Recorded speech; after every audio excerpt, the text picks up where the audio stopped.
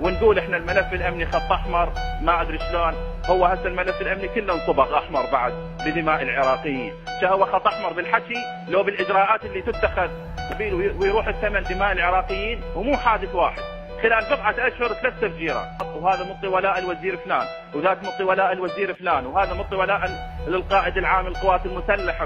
هذا احنا مخلصين الوقت كله بهاي المسائل، وكان المفروض الجهد ينصب كله بس على الجوانب الاداريه الامنيه والخدميه.